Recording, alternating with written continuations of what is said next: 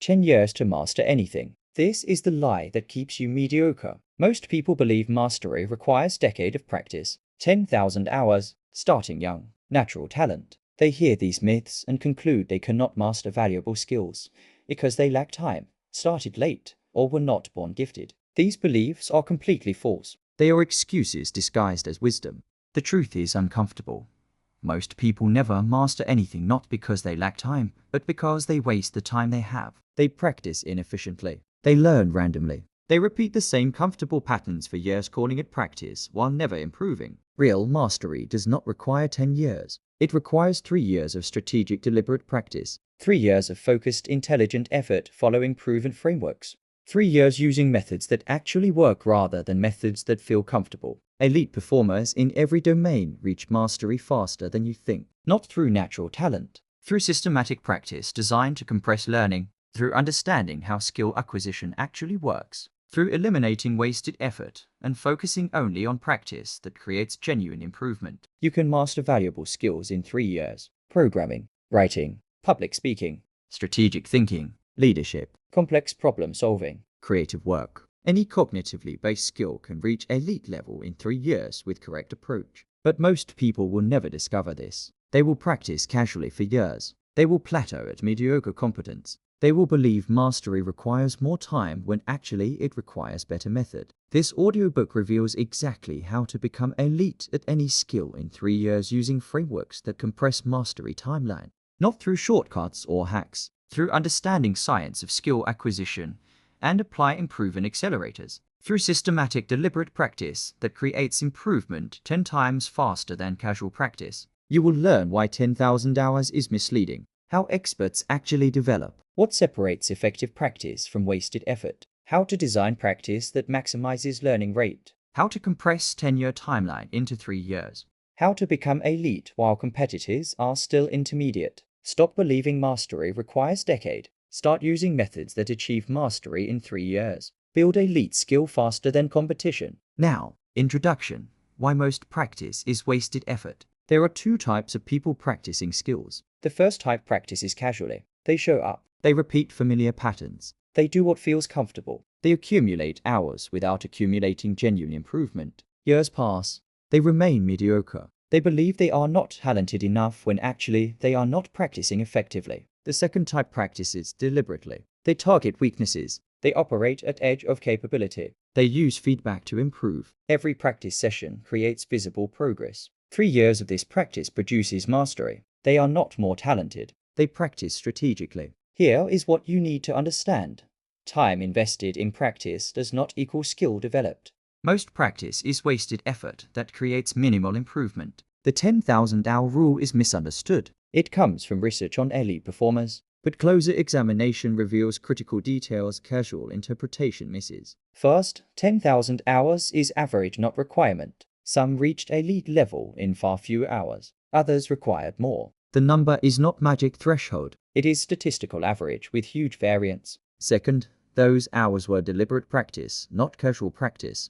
Every hour was designed to push capability edge. Feedback was immediate. Focus was intense. This is completely different from casual practice most people do. Third, starting age and practice intensity varied enormously. Some started young and practiced moderately for many years. Others started later and practiced intensely for fewer years. Total hours obscures these differences. When you account for these factors, real lesson emerges. Elite performance requires specific amount of deliberate practice. That amount varies by domain and individual, but it is achievable in 3 to 5 years with proper intensity and method for most cognitively based skills. Most people never reach elite level not because they lack time, but because they practice wrong. They accumulate hours doing ineffective practice. They plateau. They conclude talent is required. They quit. Real barrier is not time or talent. Real barrier is not knowing how to practice effectively. This audiobook provides complete blueprint. 10 accelerators that together compress mastery timeline from 10 years to 3 years. 10 systematic approaches to skill development that maximize improvement per hour invested.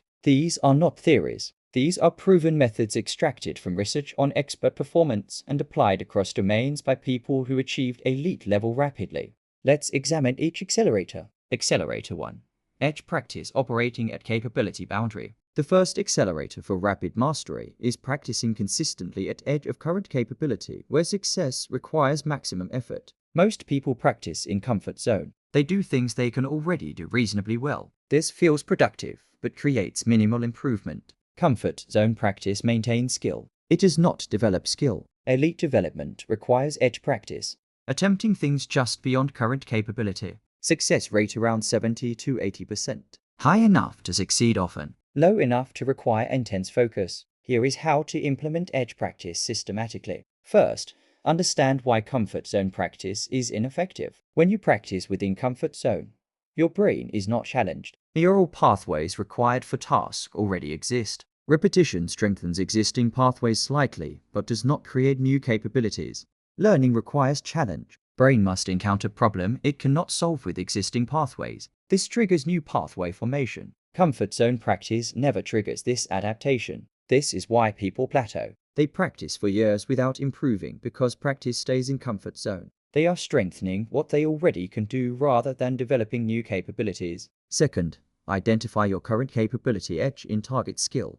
Edge is boundary between can do and cannot do yet. Tasks you can complete 70 to 80% of time with maximum focus. Below edge, success rate above 90%. Too easy. Comfort zone. Minimal learning. At edge, success rate 70 to 80%. Challenging but achievable. Maximum learning. Beyond edge, success rate below 50%.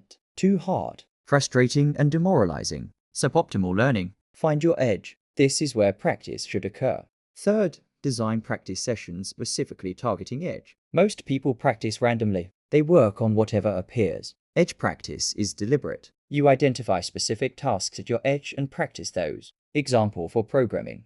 If you can implement basic algorithms but struggle with optimization, edge practice is optimization problems, not basic algorithms you already handle, not advanced algorithms completely beyond current capability. Optimization problems right at edge. Practice session consists entirely of edge-level challenges. Nothing easier, nothing harder. Every minute spent at capability boundary. Fourth, use graduated difficulty, ensuring practice remains at edge as capability grows. Edge is not static. As you improve, yesterday's edge becomes today's comfort zone. Edge practice requires continuously adjusting difficulty. When success rate exceeds 85% consistently, task is now below edge. Increase difficulty. Create difficulty ladder.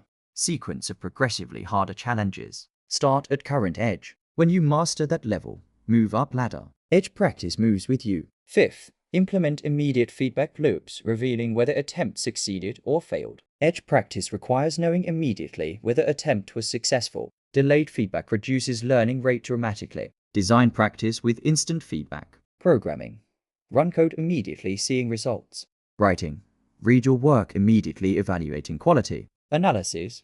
Check analysis against known solutions immediately. Immediate feedback allows rapid iteration. Attempt. Get feedback. Adjust. Attempt again. This cycle repeated hundreds of times creates rapid improvement. Sixth, accept high error rate as necessary for edge practice. Practicing at edge means failing 20 to 30% of attempts. This is not sign of inadequacy. This is confirmation you are practicing at correct difficulty.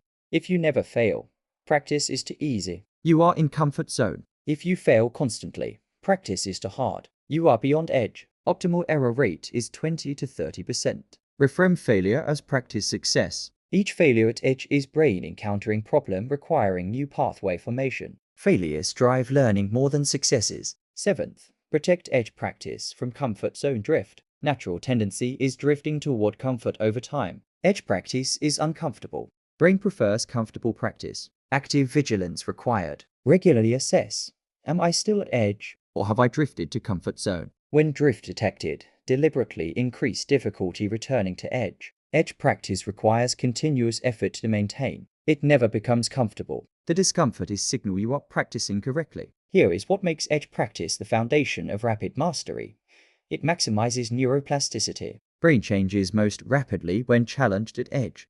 Comfort zone practice creates minimal change. Edge practice creates maximum change. This is why 3 years of edge practice surpasses 10 years of comfort zone practice. Not because of time invested, because of challenge level maintained. Practice edge practice deliberately. Understand comfort zone practice is ineffective. Identify your current capability edge. Design sessions targeting edge specifically. Use graduated difficulty, keeping practice at edge as capability grows. Implement immediate feedback loops. Accept high error rate as necessary. Protect against comfort zone drift. Practice at capability boundary. This is the first accelerator for 3-year mastery. Accelerator 2.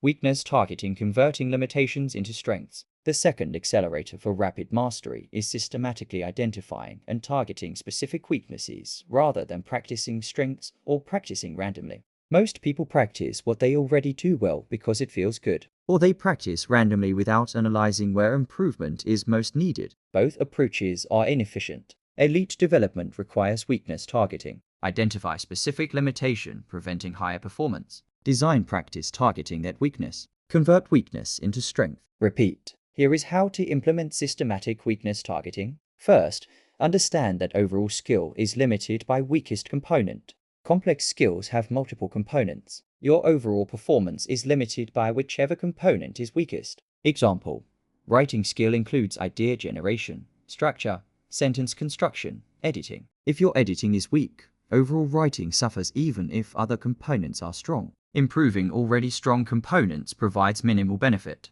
Improving weak editing component dramatically improves overall writing. This means improving weakest component provides highest return. Yet most people practice strongest components because they are enjoyable. Second, conduct systematic skill decomposition, identifying all components. You cannot target weaknesses without knowing what components exist. Break target skill into constituent elements. What specific capabilities does this skill require? List every component. Programming example: algorithm design, code syntax, debugging, optimization, system design, testing, documentation. Each is separate capability.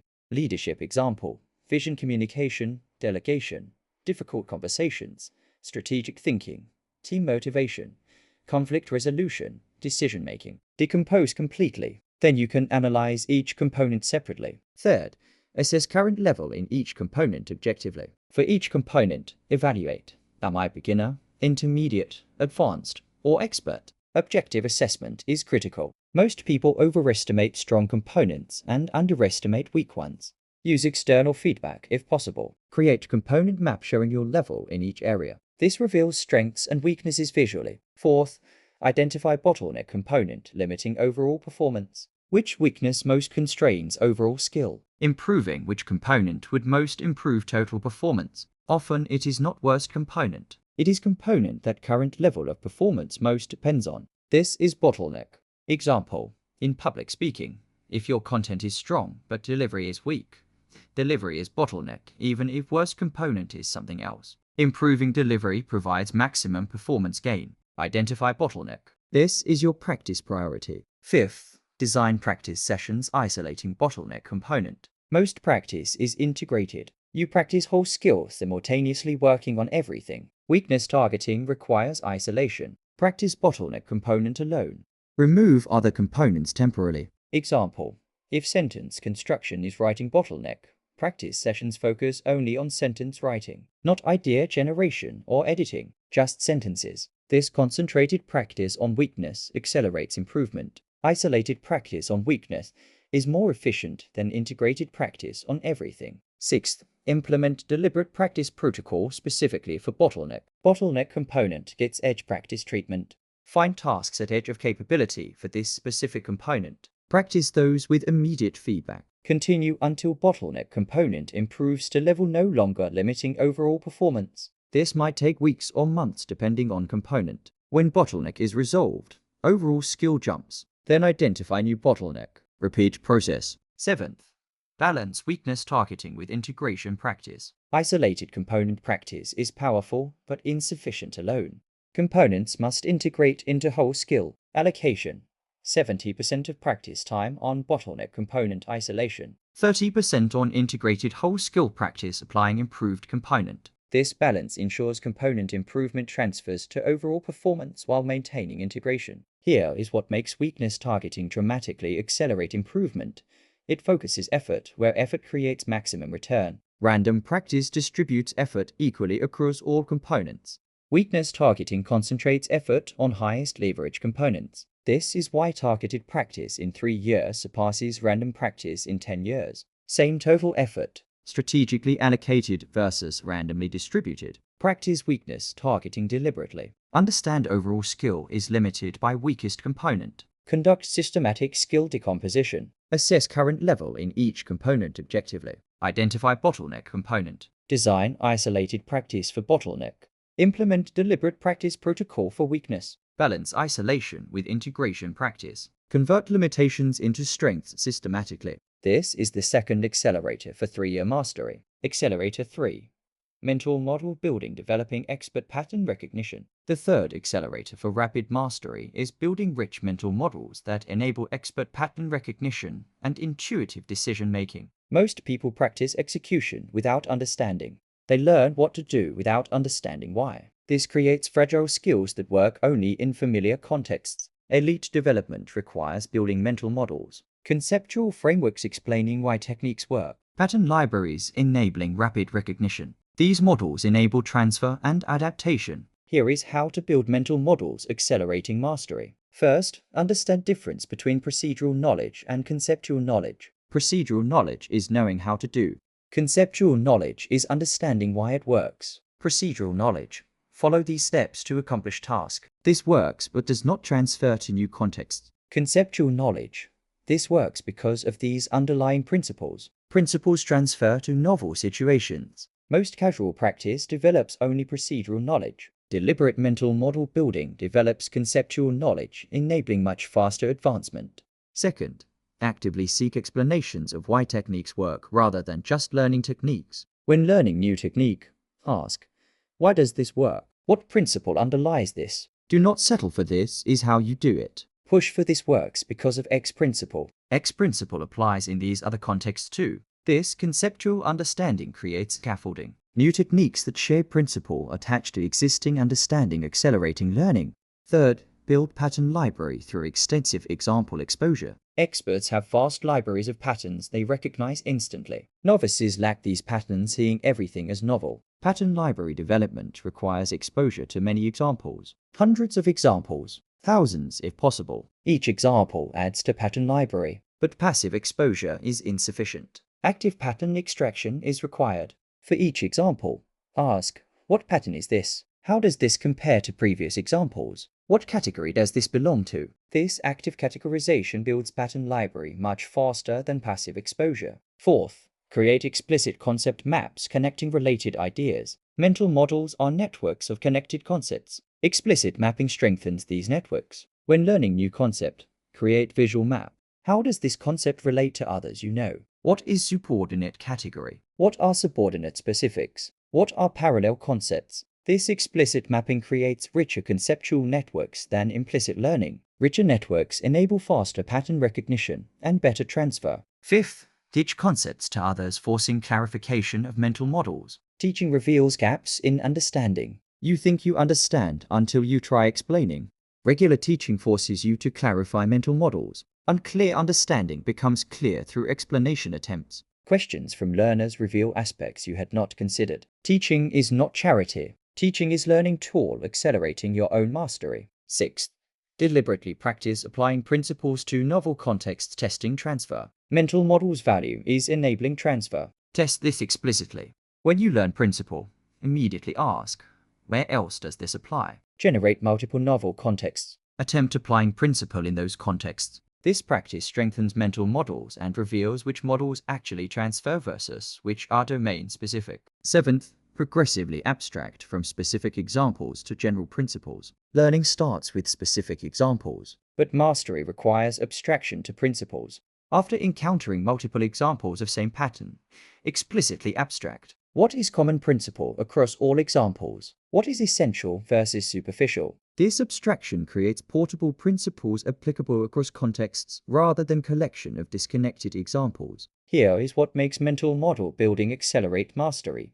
It enables chunking and intuition. Experts see patterns novices cannot see. They make intuitive decisions that seem like magic, but are actually pattern recognition from rich mental models. Building these models deliberately rather than hoping they emerge from experience dramatically accelerates development. Practice mental model building deliberately. Understand conceptual versus procedural knowledge. Seek explanations of why techniques work. Build pattern library through active categorization of examples. Create explicit concept maps. Teach concepts to others. Practice applying principles to novel contexts. Abstract from examples to general principles. Develop expert pattern recognition. This is the third accelerator for 3-year mastery. Accelerator 4. Spaced repetition optimizing retention and consolidation. The fourth accelerator for rapid mastery is using spaced repetition to optimize long-term retention and skill consolidation, preventing the forgetting that wastes previous practice. Most people practice intensively then stop. They learn something. They practice for days or weeks. Then they move to next topic. Months later, original learning is forgotten. They must relearn from beginning. Enormous waste. Elite development uses spaced repetition. Initial learning is reinforced at optimal intervals. This consolidates learning into long-term memory, preventing forgetting. No relearning required. Here is how to implement spaced repetition systematically. First, understand the forgetting curve. When you learn something, you begin forgetting immediately. Without reinforcement, 50 to 80% is forgotten within days. By month, nearly everything is forgotten. This means intensive practice without reinforcement is mostly wasted. You put in effort. You improve temporarily. Then improvement disappears through forgetting. Spaced repetition defeats forgetting curve. Strategic reinforcement at optimal times locks learning into long-term memory. Second, implement initial learning plus 3 reinforcement cycles. Spaced repetition research shows 3 reinforcements at increasing intervals dramatically improve retention. Protocol. Learn new material or skill. First reinforcement after 1 day. Second reinforcement after 1 week. Third reinforcement after 1 month. This pattern moves information from temporary storage to permanent storage. After third reinforcement, retention is 90% or higher long term. Without reinforcement, retention after month is 10 to 20%. 3 reinforcements increase retention 5 to 9 times. Massive difference in learning efficiency. Third, design reinforcement sessions focusing on retrieval, not review. Most people reinforce through passive review. Reading material. Watching demonstrations. This is weak reinforcement. Effective reinforcement requires active retrieval. Testing yourself. Attempting skill without reference materials. Forcing recall from memory. Retrieval strengthens memory traces much more than passive review. Reinforcement sessions should be retrieval practice, not passive exposure. Fourth, use progressive difficulty in reinforcement sessions. Reinforcement is not just repetition. It is practicing at progressively higher difficulty levels. First reinforcement. Practice at same difficulty as initial learning. Consolidate basic skill. Second reinforcement. Practice at slightly higher difficulty. Apply skill in new contexts. Third reinforcement. Practice at notably higher difficulty. This tests whether skill has truly consolidated. Progressive difficulty ensures skill consolidates at increasing levels, not just at initial level. Fifth, maintain practice journal tracking what needs reinforcement when. Without system, reinforcement happens randomly or not at all. System ensures it happens optimally. Practice journal lists every skill or concept learned with date. Schedule reinforcements automatically. 1 day later, 1 week later, 1 month later. Follow schedule. When reinforcement day arrives, the topic is practiced. Simple system, but dramatically improves retention. Sixth, implement interleave practice during reinforcement mixing topics. Most people practice 1 topic at a time. Block practice. This is less effective than interleaved practice. Interleaved practice mixes topics. Practice skill A, then skill B, then skill C, then back to a C. This mixing improves retention and transfer. During reinforcement sessions, interleave multiple topics. This is more effortful, but creates stronger, more flexible learning. Seventh, sleep after practice sessions, enabling consolidation. Skill consolidation happens during sleep, especially deep sleep. Practice without adequate sleep dramatically reduces consolidation efficiency. Sleep is when brain reorganizes and strengthens what was practiced. Protecting sleep is protecting your investment in practice. Practice in evening when possible so sleep follows practice. Ensure 7 to 8 hours sleep. This consolidation is where skill becomes permanent. Here is what makes spaced repetition critical for 3-year mastery. It prevents the forgetting that makes most practice wasted effort. Without it, you learn and forget repeatedly. With it, learning accumulates, building higher and higher skill. 3 years of practice with spaced repetition creates permanent skill. 3 years without it creates temporary improvement that disappears. Practice spaced repetition deliberately. Understand forgetting curve destroys unprotected learning. Implement initial learning plus 3 reinforcements at increasing intervals. Design reinforcement as active retrieval, not passive review. Use progressive difficulty in reinforcements. Maintain practice journal tracking reinforcement schedule. Implement interleave practice during reinforcement. Protects sleep, enabling consolidation. Optimize retention and consolidation. This is the 4th accelerator for 3-year mastery. Accelerator 5.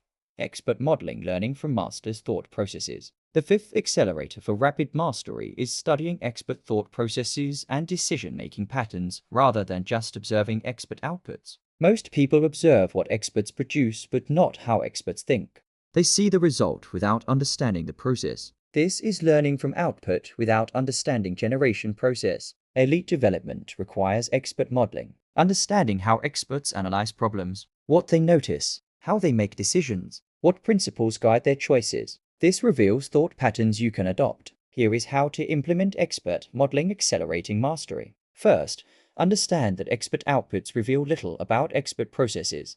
When you see expert performance, you see polished result. You do not see the thinking that produced it. Example: reading expertly written article shows final product, but not the thinking, revision, decision-making that created it. Observing expert output without understanding process is learning what good looks like, but not how to produce it. This is why most people plateau. They can recognize excellence, but cannot produce it because they never learn the thought processes excellence requires. Second, seek access to expert thinking through process explanation. Instead of just seeing results, ask experts to explain their process. How did you approach this problem? What did you notice first? What factors did you consider? How did you make this decision? Expert interviews, recorded practice sessions with commentary, process journals. These reveal thinking invisible in outputs alone. When possible, work with expert who explains their reasoning as they work. This real-time process observation is gold standard for expert modeling. Third, study expert mistakes and how they correct them. Perfect outputs show expert skill, but not expert learning. Mistakes reveal how experts think about problems and self-correct. How does expert recognize mistake? What diagnostic process do they use? How do they determine what went wrong? What principles guide their correction? This error correction process is often more instructive than seeing perfect performance. It reveals experts' analytical framework. Fourth, identify principles experts apply consistently across different contexts. Experts operate from principles, not just procedures. Same principles apply in different situations, creating consistent high performance. Observe expert across multiple problems or contexts. What themes repeat? What principles appear consistently? What frameworks do they apply regardless of surface differences? Extract these principles explicitly.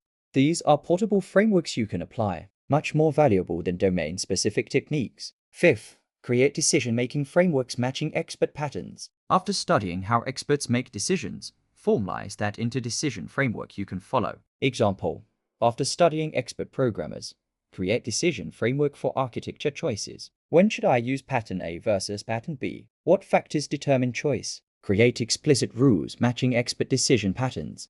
This framework allows you to make expert-level decisions, even before you have expert-level intuition. Framework is crutch supporting development until intuition develops. Sixth, practice think aloud protocol imitating expert reasoning process. Think aloud protocol is verbalizing your thinking while working. This makes thought process explicit and comparable to expert process. Practice problem while verbalizing reasoning. Am I thinking like expert would? Am I noticing what expert would notice? Am I applying principles expert would apply? This explicit comparison reveals gaps between your thinking and expert thinking. Those gaps are development targets. Seventh, build library of expert examples with annotated thinking. Collect examples of expert work. For each, annotate with hypothesized expert reasoning. What was expert thinking here? Why this choice? What principle applied? This annotated library serves as reference. When facing similar problem, consult library seeing how expert approached analogous situation. Library grows over time, creating richer reference base for expert-like thinking. Here is what makes expert modeling powerful accelerator.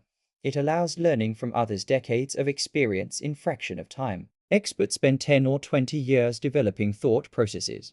You can adopt those processes in months by studying them explicitly. You are not starting from zero building frameworks through trial and error. You are starting from expert frameworks and adapting them. Practice expert modeling deliberately. Understand outputs reveal little about processes. Seek access to expert thinking through process explanation. Study expert mistakes and corrections. Identify principles experts apply consistently. Create decision frameworks matching expert patterns. Practice think aloud protocol. Build annotated expert example library. Learn from masters' thought processes. This is the 5th accelerator for 3-year mastery. Accelerator 6.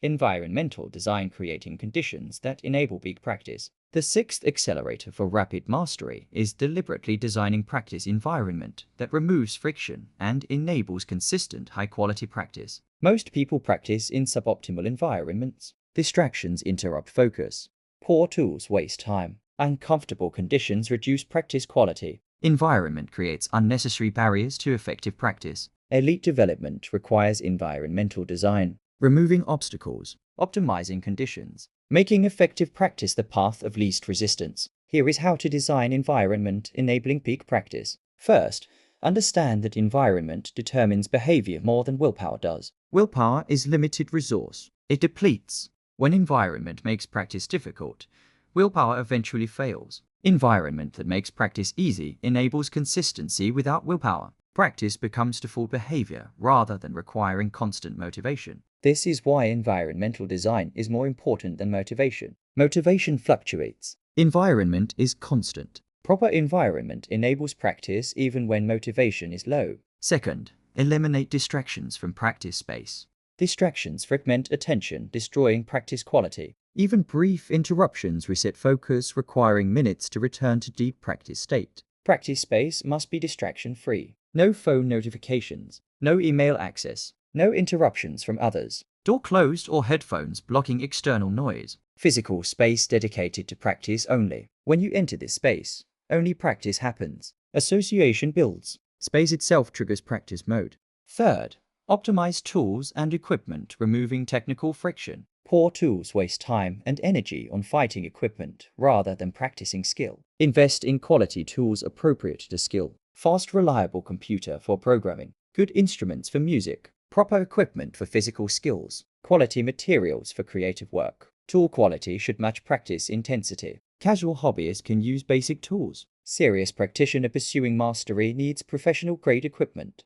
Technical friction from poor tools accumulates into massive time waste over 3 years. Equipment investment pays for itself through practice efficiency. Fourth, create time structure, making practice automatic, not decided daily. Decision fatigue kills consistency. If you decide daily whether to practice, some days you decide against it. Structure removes decision. Practice happens specific days at specific times. This is not decided. This is automatic schedule. Example, Monday, Wednesday, Friday, 6-8 am is practice time. This is locked in calendar. No daily decision required. Practice happens automatically. Over 3 years, automatic structure dramatically outperforms willpower-based practice through consistency. Fifth, implement accountability systems, creating external pressure to practice. Internal motivation fluctuates. External accountability maintains practice through low motivation periods. Accountability systems. Partner checking your practice consistency. Coach receiving practice reports. Public commitment to progress milestones. Financial stakes on completion. These external pressures ensure practice happens even when you do not feel motivated. Motivation returns once you start. Accountability gets you started. Sixth, design immediate feedback mechanisms enabling rapid iteration. Practice without feedback is inefficient. You need to know immediately whether attempts succeeded. Build feedback into practice environment. Automatic testing showing results instantly. Recording tools allowing immediate review. Measurable outputs revealing quality. Feedback loops should be seconds, not hours. Faster feedback enables more iterations per session, creating faster improvement. Seventh, create recovery environment, enabling restoration between sessions. Practice creates fatigue. Recovery enables next session to be high quality. Recovery environment includes comfortable rest space, good sleep setup, proper nutrition available, stress management tools, social connection opportunities. Recovery is not luxury. Recovery is part of practice system. Poor recovery leads to poor practice quality. Here is what makes environmental design critical accelerator. It enables consistency. Consistency over 3 years creates mastery. Inconsistency over 3 years creates minimal progress. Most people fail to achieve mastery not from insufficient talent, but from insufficient consistency. Environmental design creates consistency mechanically rather than relying on willpower. Practice environmental design deliberately. Understand environment determines behavior more than willpower. Eliminate distractions from practice space. Optimize tools removing technical friction. Create time structure making practice automatic. Implement accountability systems. Design immediate feedback mechanisms. Create recovery environment. Create conditions enabling peak practice. This is the 6th accelerator for 3-year mastery. Accelerator 7. Cross-domain transfer leveraging skills across disciplines. The 7th accelerator for rapid mastery is deliberately transferring principles and patterns from other domains where you already have expertise, accelerating learning in target skill. Most people treat each new skill as completely independent, starting from zero. They ignore experience and knowledge from other domains that could accelerate learning. Elite development leverages transfer. Existing expertise provides scaffolding. Patterns from one domain apply in another. This accelerates learning dramatically compared to pure novice approach. Here is how to leverage cross-domain transfer. First, understand that deep principles transfer across surface different domains. Domains that appear unrelated often share underlying structure. Pattern from domain A applies in domain B despite surface differences. Example: strategic thinking in chess transfers to business strategy. Compound interest principle transfers from finance to skill development. Design principles transfer from architecture to software to writing. These transfers are not obvious. They require abstraction from surface to deep structure, but they are real and powerful. Second, explicitly identify principles from domains where you have expertise. What deep principles do you understand well from previous experience? List them. These could be from work experience, hobbies, previous learning, life experience. Any domain where you have developed understanding. Create principles inventory. For each domain of expertise, extract 3 to 5 core principles you understand deeply. Third, analyze target skill, identifying where existing principles might apply. What aspects of target skill are structurally similar to domains you know? Look for analogies. This is like X from domain I know well. Pattern matching between new domain and known domains reveals transfer opportunities. These analogies provide scaffolding. New learning attaches to existing understanding rather than building from nothing. Fourth, test transfer explicitly by applying known principles to new contexts. Transfer is not automatic. It requires deliberate application. Take principle from known domain. Hypothesize how it applies in target skill. Test that hypothesis. Does principle actually work here, or was analogy superficial? Successful transfers dramatically accelerate learning. Failed transfer attempts cost little, but reveal boundaries of principle applicability. Fifth, seek mentors or resources that span multiple domains. People with expertise in multiple domains can show you transfers you would not see alone. Mentors who combine expertise in target skill and in domains you know can explicitly show connections. Resources that draw analogies across disciplines reveal transfer patterns. Multi-domain expertise is rare but extremely valuable for accelerating learning. Sixth, develop meta-learning skills that themselves transfer universally. Some skills are not domain-specific. They are learning skills that apply to learning anything. Meta-learning skills. Learning how to learn, identifying patterns, building mental models, deliberate practice design, feedback interpretation, progress measurement. These transfer to literally every domain. Investing in meta-learning provides returns across all future learning. Seventh, create transfer journal documenting successful applications. When you successfully transfer principle from one domain to another, document it. This journal becomes resource for future learning. When starting new skill, review journal identifying which previous transfers might apply here. Journal also reveals which types of transfers work most often for you. This personalizes your transfer strategy. Here is what makes cross-domain transfer powerful accelerator.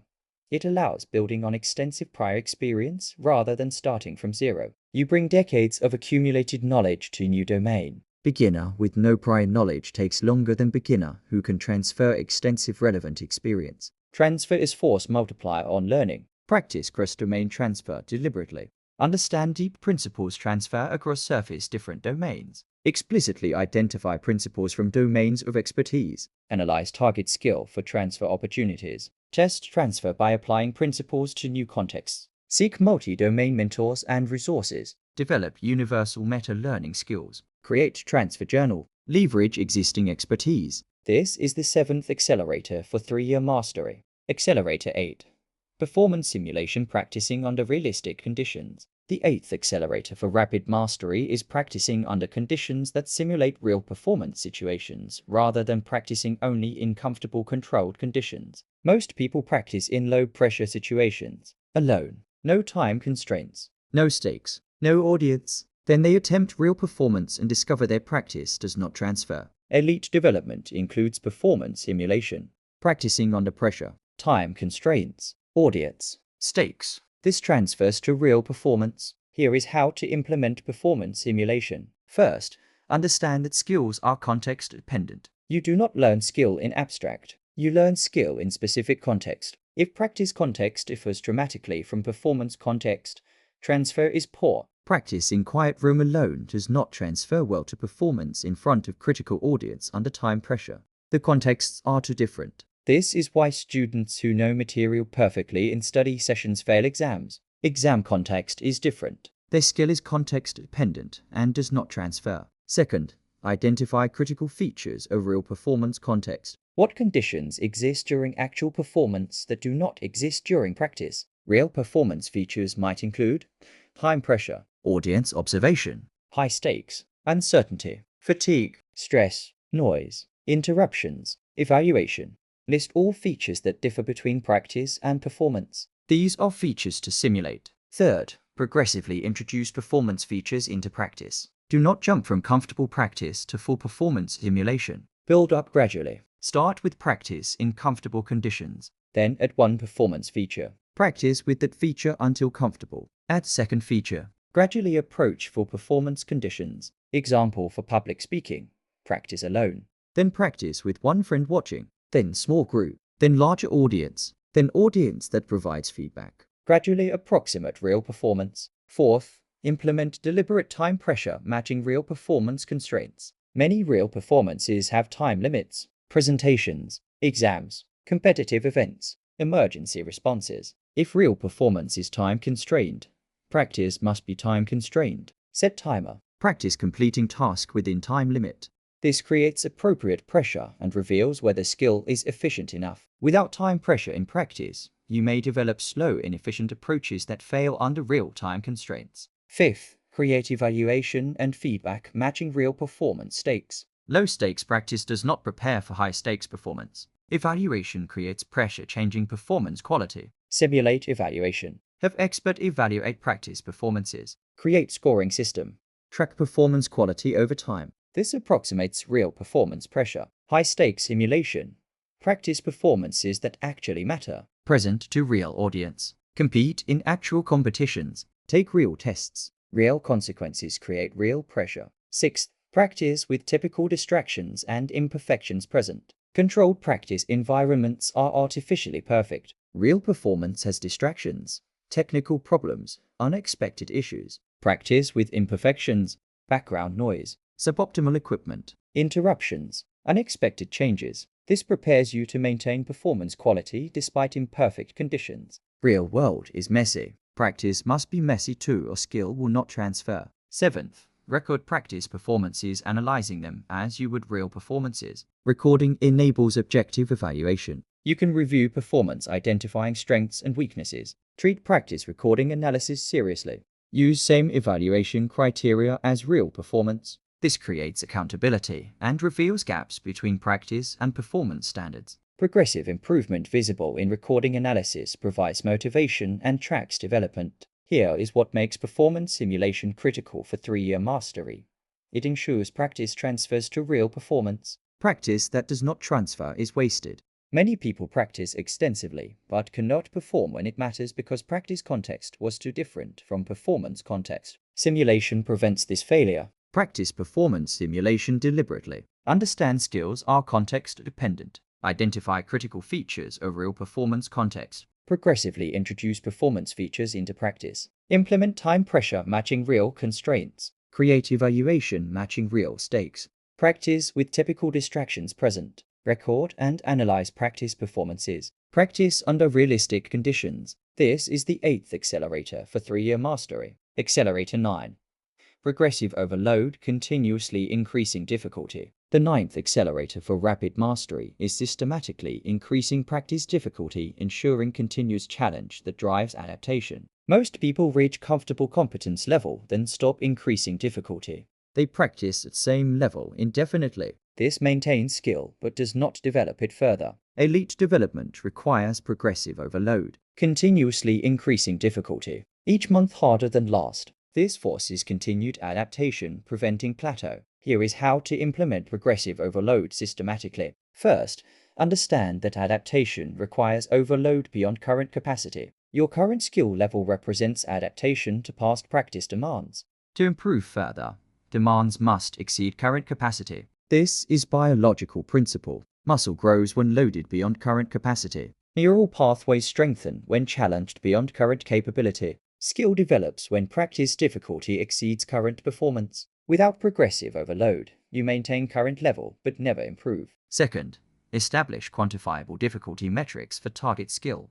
To increase difficulty systematically, you need measurable difficulty dimensions. Difficulty dimensions vary by skill, but typically include complexity of task, speed required, accuracy required, duration of performance, number of variables to manage, uncertainty level. Example for programming: problem complexity, number of components, performance requirement, speed, memory efficiency, code quality standards, maintainability, testing coverage. Define metrics allowing you to quantify and track difficulty level. Third, create difficulty progression ladder with graduated levels. Instead of random difficulty increases, create systematic progression. Ladder has rungs representing difficulty levels. Each rung is approximately 10 to 15% harder than previous. This increment is large enough to challenge, but small enough to be achievable. Example ladder for writing: Level 1 -500 word essays. Level 2 -1000 words with citations. Level 3 -2000 words with original research. Level 4 -3000 words requiring interviewing. Each level measurably harder. Having progression ladder removes guesswork. You know exactly what next difficulty level is. Fourth,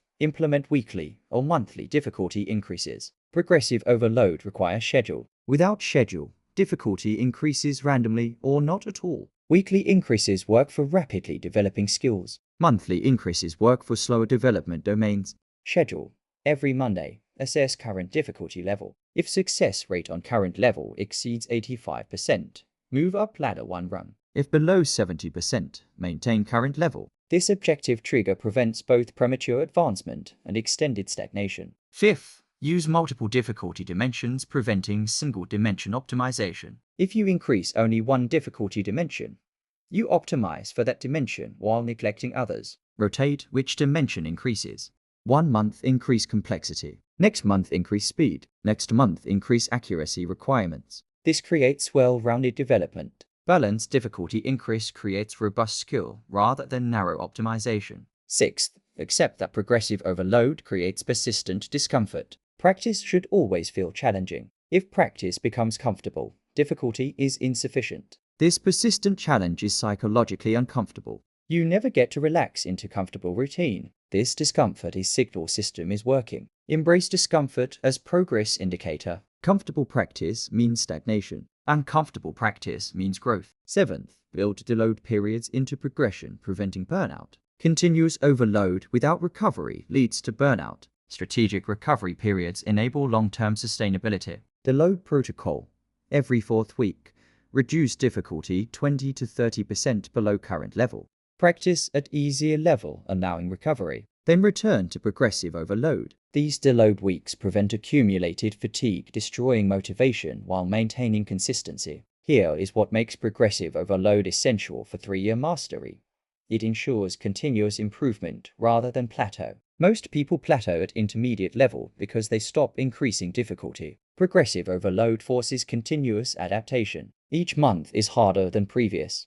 This drives improvement all the way to elite level rather than stopping at comfortable competence. Practice progressive overload deliberately. Understand adaptation requires overload beyond current capacity. Establish quantifiable difficulty metrics. Create progression ladder with graduated levels. Implement weekly or monthly difficulty increases. Use multiple difficulty dimensions. Accept persistent discomfort as progress indicator. Build deload periods preventing burnout. Continuously increase difficulty. This is the 9th accelerator for 3-year mastery. Accelerator 10.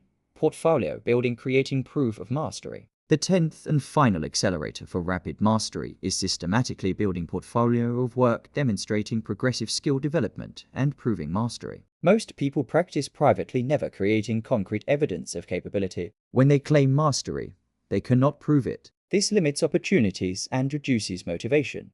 Elite development includes portfolio building, creating tangible work products, documenting progression, building proof of mastery that creates opportunities and maintains motivation. Here is how to implement portfolio building accelerating mastery. First, understand that portfolio serves multiple functions beyond just proving capability. Portfolio building accelerates learning through several mechanisms. Portfolio forces completion. Practice can continue indefinitely. Portfolio requires finished work. This completion pressure improves practice quality. Portfolio enables external feedback. Private practice has only self-evaluation. Published portfolio receives critique improving development. Portfolio creates motivation through visible progress. Seeing portfolio grow provides concrete evidence of advancement maintaining motivation. Portfolio generates opportunities. Public demonstration of capability attracts collaborators, clients, employers. Second, establish portfolio projects at regular intervals throughout 3-year journey. Do not wait until mastery to create portfolio. Build portfolio progressively. Schedule. Every quarter, complete one portfolio-worthy project. By end of 3 years, you have 12 portfolio pieces showing progression from beginner to elite. This progression is more valuable than single masterpiece. It shows development trajectory proving you can continue improving. Third, design portfolio projects that push capability edge. Portfolio projects should not be comfortable demonstrations of current skill. They should be ambitious projects at edge of capability. Each portfolio project should be hardest thing you have done to that point. This ensures portfolio projects drive learning rather than just demonstrating existing skill. Project difficulty should align with progressive overload. As capability grows, portfolio projects grow proportionally more ambitious. Fourth, make portfolio projects public, receiving external feedback. Private portfolio provides internal satisfaction. Public portfolio enables learning through critique. Publish work. Get feedback from more experienced practitioners. Incorporate feedback into next project. This feedback loop is learning accelerator. External perspective reveals blind spots, self-evaluation misses. Fifth, document process alongside finished portfolio pieces. Portfolio of final products shows what you created, but not how you created it. Process documentation shows your thinking and development. For each portfolio project, document problem approached, initial attempts, challenges encountered, solutions discovered, key learnings, what you would do differently. This process documentation is often more valuable than final product, especially for others learning from your journey. Sixth, use portfolio projects to build relationships with expert community. Portfolio provides basis for engaging with experts. You demonstrate serious commitment through portfolio. This earns attention and guidance. Share portfolio with experts asking for feedback. Join communities sharing similar work. Collaborate on portfolio projects with more experienced practitioners. Portfolio is credential earning access to expert networks that would otherwise be closed. Seventh, leverage portfolio for opportunities applying skill before mastery is complete. Traditional path is achieve mastery, then get opportunities. Portfolio path reverses this. Good portfolio at intermediate level can generate opportunities that accelerate development toward mastery. Real projects for real clients or users provide practice opportunities better than solo practice. Portfolio enables getting paid to practice. This is optimal situation. Income while developing plus real-world feedback accelerating improvement. Here is what makes portfolio building final critical accelerator.